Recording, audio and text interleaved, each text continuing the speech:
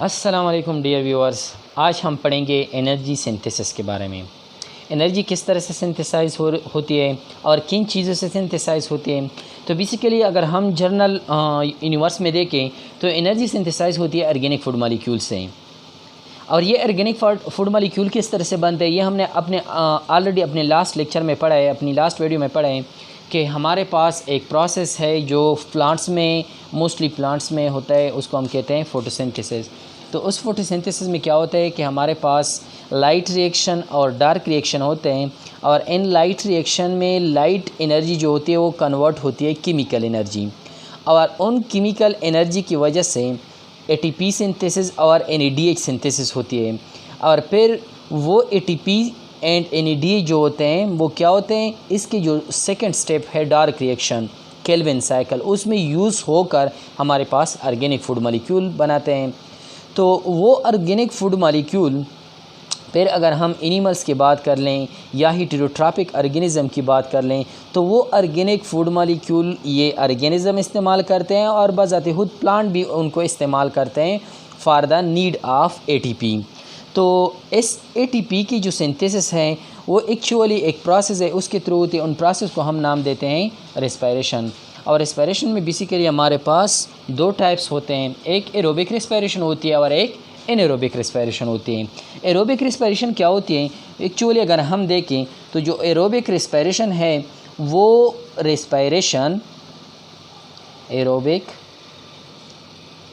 Respiration, तो वो respiration जो किस चीज़ की प्रेजेंस में हो रही है, जो in the presence of oxygen, in the presence of oxygen होती है, उसको हम क्या कहते हैं, उसको हम कहते हैं एरोबिक रेस्पिरेशन। Aerobic respiration. अच्छा, जो सेकेंड टाइप है रेस्पिरेशन की वो क्या है हमारे पास, जो सेकेंड टाइप है रेस्पिरेशन की वो है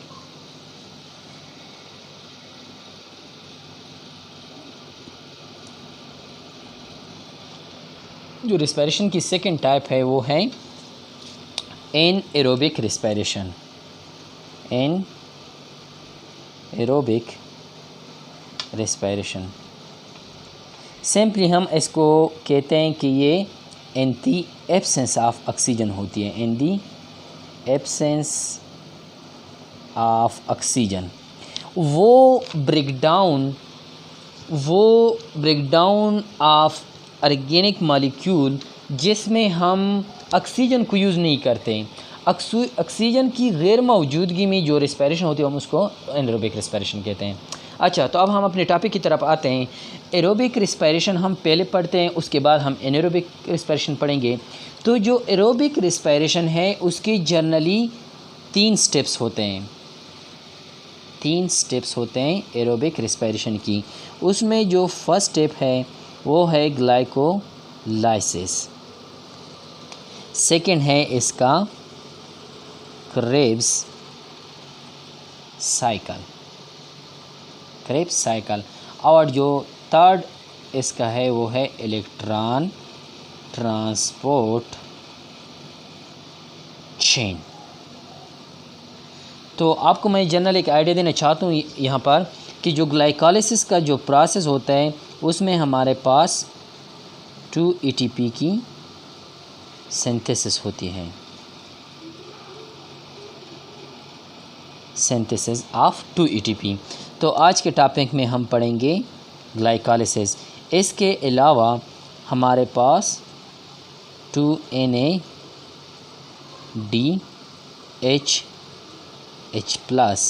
मॉलिक्यूल्स भी बनते हैं जो हाई एनर्जेटिक्स कोएंजाइम्स हैं।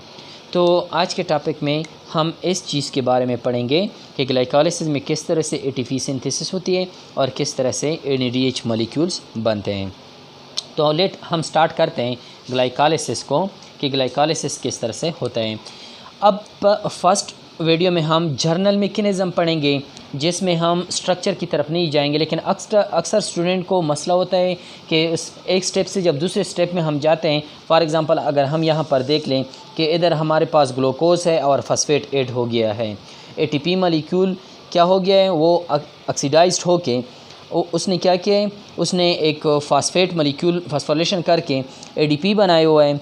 तो यहाँ पर एक फास्फेट का जो मॉलिक्यूल है वो ग्लूकोज के साथ अटैच होके ग्लूकोज 6 फास्फेट बनाता है।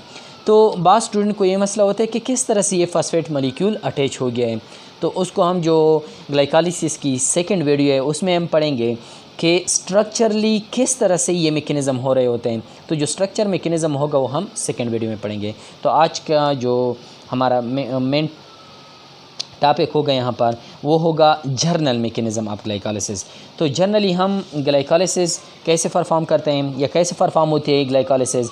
तो जब ग्लूकोज मॉलिक्यूल हम फूड मॉलिक्यूल से इनटेक कर लेते हैं, ये ग्लूकोज मॉलिक्यूल जब हम फूड मॉलिक्यूल से इनटेक कर लेते हैं तो उसके बाद ये कहाँ पर चले जाते हैं, ये सेल के अंदर चले जाते हैं।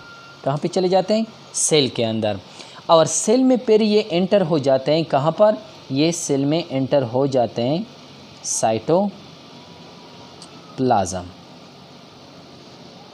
साइटोप्लाज्म में। तो जो ग्लाइकोलाइसिस का प्रोसेस है वो कहाँ पर होता है, ग्लाइकोलाइसिस का जो प्रोसेस है वो होता है साइटोप्लाज्म में, साइटोप्लाज्म। अच्छा, जब ग्लूकोज मॉलिक्यूल साइटोप्लाज्म में आ जाता है तो वहाँ पर कुछ एंजाइम्स होते हैं जो रिएक्ट करते हैं इन ग्लूकोज मॉलिक्यूल के साथ, और इनके जो आने वाले स्ट्रक्चर होते हैं उनके साथ रिएक्ट करते हैं और क्या करते हैं, इन ग्लूकोज की ब्रेकडाउन करते हैं टू सिंपल मॉलिक्यूल्स। तो जो सबसे फर्स्ट स्टेप है ग्लाइकोलाइसिस का वो है ग्लूकोज के साथ फॉस्फेट की एडिशन। तो ग्लूकोज के साथ हम फॉस्फेट को किस तरह से ऐड करते हैं, हम एक एटीपी मॉलिक्यूल यहाँ पर यूज़ करते हैं और वो एटीपी मॉलिक्यूल क्या हो जाता है, उससे एक फॉस्फेट मॉलिक्यूल निकल कर एडीपी बनाता है। और जो इनका थर्ड फॉस्फेट होता है, जो ट्राई वाला फॉस्फेट होता है, वो कहाँ पर चला जाता है, वो चला जाता है ग्लूकोज मॉलिक्यूल के पास और ग्लूकोज मॉलिक्यूल के साथ अटैच हो जाता है।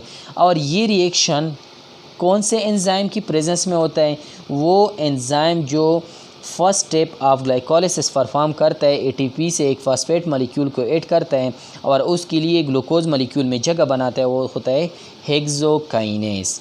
क्या, हेक्सोकाइनेस। तो हेक्सोकाइनेस क्या करता है, एक ग्लूकोज मॉलिक्यूल के साथ एक फॉस्फेट का जो एटम होता है उसको क्या करता है, उसको अटैच करता है। कौन से नंबर पर, 6 नंबर कार्बन पर। फॉर एग्ज़ाम्पल ये हमारे पास 6 कार्बन का ग्लूकोज मॉलिक्यूल है, तो उसमें जो 6 वाला कार्बन होता है उसके साथ फॉस्फेट मॉलिक्यूल को अटैच करता है। ये है इसका फर्स्ट स्टेप। सेकंड स्टेप में क्या होता है, सेकंड स्टेप में ये होता है कि जो ग्लूकोज 6 फॉस्फेट मॉलिक्यूल्स होता है वो कन्वर्ट हो जाता है अपने आइसोमर्स में। तो उसका आइसोमर्स में कन्वर्ट होने का काम कौन करता है, एक सेकंड एंजाइम है जिसको हम कहते हैं फास्फोहेक्सोज आइसोमरेज। तो फास्फोहेक्सोज आइसोमरेज जो होगा वो ग्लूकोज 6 फॉस्फेट को कन्वर्ट कर देगा फ्रक्टोज 6 फॉस्फेट। तो अगर हम स्ट्रक्चर को देखें यहाँ पर 1 2 3 4 5 6, यहाँ पर हमको तो सिंपली 6 कार्बन का ये मॉलिक्यूल नज़र आ रहा है और 6 कार्बन का ये मॉलिक्यूल नज़र आता है, लेकिन एक्चुअली ऐसा नहीं होते हैं। अगर हम इसका स्ट्रक्चर देख लें और इसका स्ट्रक्चर देख लें तो इन दोनों का जो स्ट्रक्चर होगा वो क्या होगा, मुख्तलिफ होगा। तो उसकी स्ट्रक्चर की डिफरेंसेस की वजह से हम इसको क्या कहते हैं, उसको हम कहते हैं कि ये इसका आइसोमर है। हालांकि इसका जो मॉलिक्यूलर फार्मूला होगा वो दोनों का सेम होगा, तो इसलिए हम इसको कहते हैं कि ये क्या हो गया, ये आइसोमर हो गया। फॉर एग्ज़ाम्पल अगर हम यहाँ पर देख लें तो ये है ग्लूकोज, ये ग्लूकोज 6 फॉस्फेट है और ये हमारे पास फ्रक्टोज 6 फॉस्फेट। तो अगर हम स्ट्रक्चर को देख लें, तो यहाँ पर हेक्सागोनल स्ट्रक्चर है और यहाँ पर पेंटागोनल स्ट्रक्चर है। तो ये क्या है, स्ट्रक्चरल डिफरेंस है। हालांकि अगर हम इन दोनों की मॉलिक्यूलर फार्मूले को देख लें तो इन दोनों का जो मॉलिक्यूलर फार्मूला होगा वो क्या होगा, वो सेम होगा। तो ये इसका आइसोमर बन गया, इसलिए हम कहते हैं कि ये आइसोमराइजेशन फेज़ या आइसोमराइजेशन स्टेप है। अच्छा, इस जो फर्स्ट ये हम फेज़ हमने स्टार्ट किया है इसको जनरली हम नाम देते हैं प्रेपरेटरी फेज़। प्रेपरेटरी फेज़, क्योंकि जो ग्लाइकोलाइसिस का प्रोसेस होता है वो 2 स्टेप में कंप्लीट होता है। फर्स्ट स्टेप को हम प्रिपरेटरी फेज़ कहते हैं और सेकंड फेज़ को हम पे ऑफ फेज़ कहते हैं। तो फ्रक्टोज 6 फॉस्फेट बन गया है by the help of enzyme phosphohexose isomerase. इसके बाद हम क्या करेंगे, इस फ्रक्टोज 6 फॉस्फेट मॉलिक्यूल के साथ एक और फॉस्फेट को ऐड करेंगे और वो फॉस्फेट कहाँ से आएगा, तो यहाँ पर एक हम सेकेंड ATP मॉलिक्यूल यूज़ करेंगे। फर्स्ट ATP मॉलिक्यूल यहाँ पर यूज़ हो गया है और सेकेंड ATP मॉलिक्यूल यहाँ पर यूज़ हो गया है। तो वो ATP मॉलिक्यूल जो होगा वो क्या हो जाएगा, एक फॉस्फेट मॉलिक्यूल उससे निकल जाएगा, ADP बन रह जाएगा और जो निकला हुआ फॉस्फेट होगा वो कहाँ पर चला जाएगा, वो चला जाएगा इस फ्रक्टोज मॉलिक्यूल के साथ। और इस फ्रक्टोज के मॉलिक्यूल में इस फॉस्फेट के लिए पोजीशन बनाने के लिए कौन सा एंजाइम यूज़ होगा, फॉस्फोफ्रक्टोज काइनेज 1। तो फॉस्फोफ्रक्टोज काइनेज 1 क्या करेगा, एक नंबर का जो कार्बन होगा वहाँ से कुछ क्या करेगा, रिमूव करेगा, जिसकी वजह से इस फॉस्फेट मॉलिक्यूल के लिए जगह बन जाएगी और वो यहाँ पर क्या हो जाएगा, आसानी के साथ अटैच हो जाएगा। और जब एक फॉस्फेट मॉलिक्यूल एक नंबर कार्बन के साथ अटैच हो जाएगा और दूसरा 6 नंबर पर ऑलरेडी अटैच है, तो हमारे पास एक नया मॉलिक्यूल बन जाएगा फ्रक्टोज 1,6 बिसफॉस्फेट। Fructose 1,6 bisphosphate. अगर हम देखें एक नंबर पर एक फॉस्फेट अटैच हो गया है और दूसरा जो है वो 6 नंबर कार्बन पर, तो इस स्ट्रक्चर को हम कहते हैं फ्रक्टोज 1,6 बिसफॉस्फेट। फॉर एग्जांपल ये एक नंबर का कार्बन है और ये 6 नंबर का कार्बन है, तो इस मॉलिक्यूल को हम क्या कहेंगे, फ्रक्टोज 1,6 बिसफॉस्फेट। बिसफॉस्फेट इसलिए कहते हैं कि 2 मॉलिक्यूल, बेस मीन बाया। अच्छा, तो ये हमारे पास था स्टेप 3। अब स्टेप 4 में क्या होता है, स्टेप 4 में ये होता है कि जो फ्रक्टोज 1,6 बिसफॉस्फेट का मॉलिक्यूल होता है उसकी क्या होती है, ब्रेक डाउन हो जाते हैं। इनका जो सेंटर होता है 2 इक्वल पार्ट्स में इसकी क्या हो जाती है, ब्रेक डाउन हो जाती है। और ब्रेक डाउन के बाद, और ब्रेक डाउन कौन सा एंजाइम करवाता है, वो होता है अल्डोलेज। अल्डोलेज क्या करते हैं, फ्रक्टोज 1,6 बिसफॉस्फेट को उसके सेंटर पर डिवाइड कर देते हैं और हमारे पास 2 मॉलिक्यूल बन जाते हैं, क्योंकि ये 1 2 3 कार्बन हो गए, 1 2 3 कार्बन ये हो गए, तो 3 कार्बन के हमारे पास क्या बन जाते हैं, 2 मॉलिक्यूल बन जाते हैं। एक 3 कार्बन का जो मॉलिक्यूल होगा उसके 3 फॉस्फेट के साथ क्या होगा, एक 3 कार्बन के साथ एक फॉस्फेट मॉलिक्यूल अटैच होगा और दूसरे 3 कार्बन मॉलिक्यूल के 3rd नंबर कार्बन के साथ क्या होगा, एक फॉस्फेट मॉलिक्यूल अटैच होगा। एक जो मॉलिक्यूल बनेगा 3 कार्बन का वो होगा डायहाइड्रोऑक्सी एसीटोन और दूसरा जो होगा वो होगा ग्लाइसरल्डिहाइड 3 फॉस्फेट। और इस मॉलिक्यूल को हम क्या करेंगे, आगे फॉरवर्ड करेंगे और ये जो डायहाइड्रोऑक्सी एसीटोन मॉलिक्यूल है उनको भी हम क्या करेंगे, कन्वर्ट करेंगे किस चीज़ में, ग्लाइसरल्डिहाइड 3 फॉस्फेट में। तो उसकी कन्वर्जन के लिए हम क्या करेंगे, कन्वर्ट टू ग्लाइसरल्डिहाइड 3 फॉस्फेट। ये जो डायहाइड्रोऑक्सी एसीटोन मॉलिक्यूल है उसको हम क्या करेंगे, convert to glyceraldehyde 3 phosphate. Mean कि इस मॉलिक्यूल से डायहाइड्रोऑक्सी एसीटोन से हमने क्या बनाना है, इससे हमने ग्लाइसरल्डिहाइड 3 फॉस्फेट बनाना है और फिर इन 2 सिमिलर ग्लाइसरल 3 फॉस्फेट के मॉलिक्यूल को हम आगे क्या करेंगे, प्रोसेस करेंगे। और यहाँ पर कुछ एक मैकेनिज़्म होता है जो हमें नेक्स्ट वीडियो में बताऊंगा कि किस तरह से ये डायहाइड्रोऑक्सी एसीटोन कन्वर्ट होता है ग्लाइसरल्डिहाइड 3 फॉस्फेट में और फाइनली ये कन्वर्ट होकर क्या बनाते हैं, ग्लाइसरल्डिहाइड 3 फॉस्फेट। तो उसको हम कन्वर्ट करने के लिए क्या करते हैं, उसको हम कन्वर्ट करने के लिए एंजाइम्स यूज़ करते हैं और उन एंजाइम्स की वजह से क्या हो जाएगा, कन्वर्ट हो जाएगा किस चीज़ में, ग्लाइसरल्डिहाइड 3 फॉस्फेट में। फिर ये दोनों मॉलिक्यूल जो हैं वो ग्लाइसरल्डिहाइड 3 फॉस्फेट के बन जाएंगे। फॉर एग्जांपल ये एक मॉलिक्यूल हो गया और ये दूसरा मॉलिक्यूल हो गया, तो हम इन दोनों को क्या करेंगे, आगे फॉरवर्ड करेंगे और हम क्या करेंगे, यहाँ पर एनर्जी की सिंथेसिस करवाएंगे और NADH की सिंथेसिस करवाएंगे। जो फर्स्ट फेज़ था उसमें हमने ना तो एनर्जी की सिंथेसिस की है और ना हमने क्या किया है, कोएंजाइम NADH की रिडक्शन की है। तो जो यहाँ पर स्टेप 4 तक हमारा प्रोसेस है उसको हम क्या कहते हैं, यहाँ तक इसको हम कहते हैं प्रिपरेटरी फेज़। इसके बाद जो 5th वाला स्टेप स्टार्ट हो जाता है तो उसको हम पे ऑफ फेज़ कहते हैं। पे ऑफ फेज़ इसलिए कहते हैं कि इसमें हम क्या कर रहे हैं, पे कर रहे हैं, किस चीज़ को, एटीपी और एनएडीएच को पे कर रहे हैं। तो इसलिए यहाँ से फिर क्या स्टार्ट हो जाता है, पे ऑफ फेज़, पे ऑफ फेज़। तो पे ऑफ फेज़ में हम क्या करेंगे, पे करेंगे किस चीज़ को, एटीपी को प्लस NADH प्लस। इन दो चीज़ों को हमने इन फेज़ में क्या करना है, इस फेज़ में पे करना है। तो दोनों के लिए मैकेनिज़्म सेम है। जब ग्लाइसरॉल्डिहाइड 3-फॉस्फेट डाइहाइड्रोक्सीसीटोन से बन जाते हैं तो फिर ये भी ग्लाइसरॉल्डिहाइड 3-फॉस्फेट है और ये भी ग्लाइसरॉल्डिहाइड 3-फॉस्फेट है। इसलिए हम जो एक इसका स्टेप है या एक इसका जो साइकिल है उसको हम पढ़ते हैं, फॉरवर्ड करते हैं। अच्छा, ग्लाइसरॉल्डिहाइड 3-फॉस्फेट जब बन जाता है तो उसके बाद हम क्या करते हैं, उसके बाद स्टेप 6 में, क्योंकि स्टेप 5 में हमने डाइहाइड्रोक्सीसीटोन की कन्वर्जन की है और स्टेप 6 में हम क्या करते हैं, यहाँ पर हम 2 इनऑर्गेनिक फॉस्फेट, फॉर एग्जांपल आप समझ लें कि यहाँ पर 2 मॉलिक्यूल हैं किस चीज़ के, ग्लाइसरॉल्डिहाइड 3-फॉस्फेट के।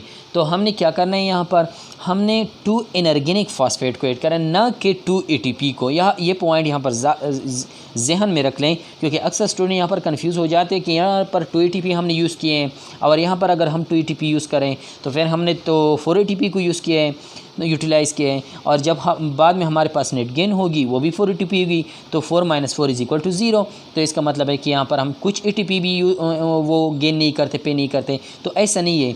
उससे पहले हमने यहाँ पर 2 एटीपी मॉलिक्यूल यूज़ किए हैं, एक हमने स्टेप 1 में यूज़ किया था, एक हमने स्टेप 3 में यूज़ किया था। लेकिन जो स्टेप 6 है उसमें हम इनऑर्गेनिक फॉस्फेट को यूज़ करें। अगर हम कंसीडर करते हैं कि ये 2 मॉलिक्यूल है, एक इस साइड वाला भी हमने इसके साथ लिखा है, तो यहाँ पर हमने 2 इनऑर्गेनिक फॉस्फेट यूज़ करने हैं और 2 NAD मॉलिक्यूल ने क्या करना है, यहाँ पर रिड्यूस्ड होना है। तो ये जो स्टेप 6 का जो मैकेनिज़्म है वो कौन सा एंजाइम फॉरवर्ड करता है, वो 6 ग्लाइसरॉल्डिहाइड 3-फॉस्फेट डीहाइड्रोजिनेज।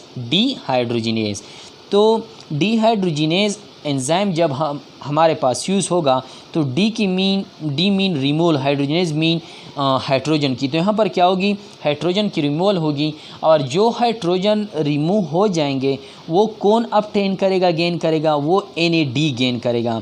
और NAD उनको क्या करता है, गेन कर लेता है, और उसके गेनिंग की वजह से हमारे पास यहाँ पर 2 NADH मॉलिक्यूल बन जाएंगे। अच्छा, और जो 2 हाइड्रोजन इन 2 मॉलिक्यूल से निकल जाते हैं तो उनकी वजह से 2 फॉस्फेट के लिए जगह बन जाती है, और वो दोनों फॉस्फेट दोनों मॉलिक्यूल के साथ क्या हो जाएंगे, वो अटैच हो जाएंगे। फॉर एग्ज़ाम्पल ये 2 हम लिखते हैं, यहाँ पर भी हम 2 लिखते हैं। तो क्या हो जाएगा, यहाँ पर एक तो ऑलरेडी 3 कार्बन के साथ फॉस्फेट मॉलिक्यूल अटैच है, और दूसरा फॉस्फेट मॉलिक्यूल 1 नंबर कार्बन के साथ अटैच हो जाएगा, और इस तरह से ग्लाइसरॉल्डिहाइड 3-फॉस्फेट से क्या बन जाएगा, ग्लाइसरॉल्डिहाइड 1,3 बेस फॉस्फेट। तो ये हमारे पास स्टेप 6 में एक नया मॉलिक्यूल बन गया, जिसके साथ अब 2 फॉस्फेट के एटम मौजूद हैं। इससे पहले एक मौजूद था, अभी हमने इस स्टेप 6 में 2 इनऑर्गेनिक फॉस्फेट को एंटर कर दिया है, जिसकी वजह से अब दोनों मॉलिक्यूल के एक कार्बन के साथ ये एक फॉस्फेट मॉलिक्यूल अटैच हो गया और एक नया मॉलिक्यूल बना दिया है। वो हमारे पास है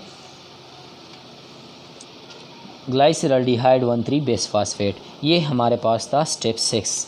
अब स्टेप 7 में क्या होता है, इसका जो सेकंड फॉस्फेट मॉलिक्यूल होता है जो 1 नंबर कार्बन के साथ अटैच होता है, उसके हमने दोबारा रिमूव करना है। क्यों रिमूव करना है, क्योंकि हमने यहाँ पर ATP सिंथेसिस करनी है। तो यहाँ पर ATP सिंथेसिस के लिए हम क्या करते हैं, इसके साथ जो 3rd वाला कार्बन होता है उसके साथ जो फॉस्फेट मॉलिक्यूल होता है वो तो वैसे ही मौजूद होगा, लेकिन जो 1 नंबर वाला फॉस्फेट मॉलिक्यूल होगा वो यहाँ पर क्या करेगा, वो यहाँ पर ब्रेक डाउन शो करेगा, और वो जब यहाँ पर ब्रेक होगा तो उसकी वजह से यहाँ पर क्या हो जाएगा, कुछ चार्ज आएंगे, और उन चार्ज की वजह से हमारे पास क्या होगा, एक कुछ और चीज़ हम यहाँ पर अटैच करेंगे। अच्छा, जब ये एक फास्फेट का जो एटम होगा वो दोनों मॉलिक्यूल से निकल जाएगा तो हमारे पास क्या बन जाएगा, 3 फास्फोग्लाइसरेट या हम कहेंगे 3 फास्फोग्लाइसरिक एसिड। 3 फास्फोग्लाइसरिक एसिड इस तरह से बनता है कि इन दोनों मॉलिक्यूल के जो एक एक नंबर कार्बन होंगे उनसे हम फास्फेट मॉलिक्यूल को निकालेंगे और वो फास्फेट मॉलिक्यूल एडीपी के साथ अटैच हो जाएंगे और हम यहाँ पर 2 एटीपी मॉलिक्यूल यूज़ करेंगे और वो 2 एटीपी में रिड्यूस हो जाएंगे। तो यहाँ पर क्या हो गया है, 2 एटीपी मॉलिक्यूल बन गए हैं और उसके अलावा 1,3 बेस फास्फेट का जो मॉलिक्यूल है वो कन्वर्ट हो जाएगा 3 फास्फोग्लाइसरेट या 3 फास्फोग्लाइसरिक एसिड में। ये है हमारे पास स्टेप 7। और ये जो स्टेप 7 का मैकेनिज़्म है, कौन सा एंजाइम प्रमोट करता है, उसको हम कहते हैं फास्फोग्लाइसरेट काइनेज। तो ये फास्फोग्लाइसरेट काइनेज एंजाइम क्या करेगा, इस रिएक्शन को कैरी ऑन रखेगा या इसको फॉरवर्ड करेगा। इसके बाद नेक्स्ट स्टेप है स्टेप्स 8। तो स्टेप्स 8 में हम क्या करेंगे, स्टेप 8 में हम इस थर्ड नंबर के कार्बन के साथ जो फास्फेट मॉलिक्यूल अटैच होते हैं उसकी पोजीशन हम चेंज करेंगे थर्ड नंबर कार्बन से सेकंड नंबर कार्बन पर। तो इसकी जो पोजीशन की चेंज वाला मैकेनिज़्म है वो कौन सा एंजाइम प्रमोट करता है, वो फास्फोग्लाइसरेट म्यूटेज। तो फास्फोग्लाइसरेट म्यूटेज क्या करेगा, यहाँ से फास्फेट मॉलिक्यूल को निकालेगा और यहाँ 2 नंबर कार्बन के साथ क्या करेगा, उसको अटैच करेगा। तो अगर हम यहाँ पर इस थर्ड नंबर से निकाल दे तो यहाँ पर phosphate molecule second number carbon के साथ अटैच हो जाएगा। और ये काम करता है, कौन करवाता है, ये फास्फोग्लाइसरेट म्यूटेज। तो इसके बाद हमारे पास 2 मॉलिक्यूल ऑफ 2 फास्फोग्लाइसरेट बन जाएंगे। ये हमारे पास हो गया स्टेप्स 8। स्टेप 9 में क्या होगा, स्टेप 9 में ये होगा कि यहाँ पर हमारे पास क्या होगा, एक तरह से हाइड्रोक्सल ग्रुप रिलीज़ होगा और दूसरे से हाइड्रोजन रिलीज़ होगा। तो इसी तरह हाइड्रोक्सल और जो हाइड्रोजन होंगे वो क्या करेंगे, आपस में बॉन्ड बनाएंगे और इसी तरह इस स्टेप 9 में 2 मॉलिक्यूल ऑफ वाटर प्रोड्यूस्ड हो जाएंगे, 2 मॉलिक्यूल ऑफ वाटर प्रोड्यूस हो जाएंगे। और ये काम कौन करवाता है, स्टेप 9 का एनोलेज एंजाइम। एनोलेज एंजाइम क्या करवाएगा, एनोलेज एंजाइम यहाँ से 2 वाटर मॉलिक्यूल को रिलीज़ करवाएगा और जब 2 वाटर मॉलिक्यूल इस 2 फास्फोग्लाइसरिक एसिड मॉलिक्यूल से निकल जाते हैं तो हमारे पास जो नेक्स्ट स्ट्रक्चर बन जाता है वो होता है 2 मॉलिक्यूल ऑफ 2 फास्फोइनोल पायरोवेट। क्योंकि ग्लाइकोलाइसिस हम क्या करते हैं, पायरोवेट बनाते हैं, 2 मॉलिक्यूल ऑफ पायरोवेट। अब यहाँ पर क्या बन गया है, 2 फास्फोइनोल पायरोवेट। इट मीन के initiation of pyruvate molecule start हो गई है। तो ये स्टेप 9 कौन सा एंजाइम करवाता है, एनोलेज एंजाइम करवाता है। जो सबसे लास्ट स्टेप है वो है पायरोवेट फार्मेशन। पायरोवेट फार्मेशन किस तरह से होती है, अब हमने ये जो सेकेंड नंबर का फास्फेट मॉलिक्यूल होगा उसको भी हम क्या करेंगे, यहाँ से निकाल देंगे। और जब दोनों मॉलिक्यूल ऑफ फास्फेट से हम क्या करेंगे, दोनों मॉलिक्यूल ऑफ 3 कार्बन से हम इन फास्फेट मॉलिक्यूल को निकालेंगे तो हमारे पास क्या बन जाएगा, एक 3 कार्बन का सिंपल कंपाउंड बन जाएगा जिसको हम क्या कहते हैं, पायरोवेट कहते हैं। क्योंकि ये हमारे पास 2 मॉलिक्यूल हैं तो इसलिए हम यहाँ पर 2 लिखते हैं। और ये कौन सा एंजाइम करवाता है, ये करवाता है फास्फोकाइनेज। क्या कौन सा करवाता है, फास्फोकाइनेज। फास्फोकाइनेज क्या करवाता है, यहाँ से 2 फास्फेट मॉलिक्यूल को निकाल देता है। और ये 2 फास्फेट मॉलिक्यूल कहाँ पर चले जाते हैं, ये 2 एटीपी हम यहाँ पर यूज़ करेंगे। उन 2 एटीपी के साथ ये 2 फास्फेट मॉलिक्यूल या एटम मिल जाएंगे और क्या बनाएंगे, 2 एटीपी मॉलिक्यूल्स। तो यहाँ पर अगर हम देखें तो हमारे पास जो स्टेप 10 था वहाँ पर 2 एटीपी मॉलिक्यूल्स की सिंथेसिस हो गई है और 2 एटीपी मॉलिक्यूल हमने स्टेप जो हमारे पास था स्टेप 7 उसमें हमने क्या किया था, 2 एटीपी मॉलिक्यूल की हमने सिंथेसिस की थी। तो टोटल हमारे पास 4 ATP मॉलिक्यूल बन गए हैं ग्लाइकोलाइसिस में। 2 + 2 = 4 ATP।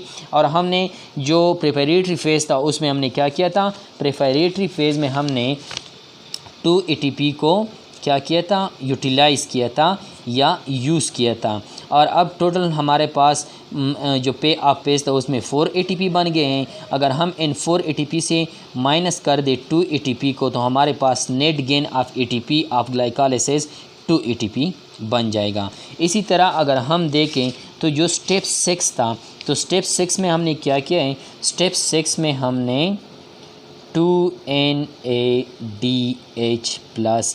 के मॉलिक्यूल भी बना दिए हैं। तो अब अगर हम ग्लाइकोलाइसिस के प्रोसेस को देख लें तो हमारे पास टोटल जो नेट गेन होता है वो 2 ATP मॉलिक्यूल होता है और 2 NADH मॉलिक्यूल होता है। अब ये 2 पायरुवेट जो मॉलिक्यूल होंगे वो क्या होंगे, एंटर हो जाएंगे माइटोकॉन्ड्रिया में। और जब ये माइटोकॉन्ड्रिया में एंटर हो जाएंगे तो वहाँ पर ऑक्सीजन की प्रेजेंस में ये फिर फर्दर ब्रेक डाउन करेंगे और एनर्जी सिंथेसिस करेंगे। तो ये हमारे पास था ग्लाइकोलाइसिस। उम्मीद करता हूँ स्टूडेंट का आपको ये समझ आ गया होगा कि ग्लाइकोलाइसिस हमारे पास किस तरह से परफॉर्म होते हैं। आज की वीडियो के लिए हमारे पास इतने ही था, और नेक्स्ट आने वाले वीडियो के लिए या जो इसका जो स्ट्रक्चर मैकेनिज़्म है उसको देखने के लिए हमारे चैनल को सब्सक्राइब कर लें और बेल आइकन को प्रेस कर लें ताकि आने वाली वीडियो की नोटिफिकेशन आपको टाइम पर मिल सके। थैंक्स, अल्लाह हाफ़िज़।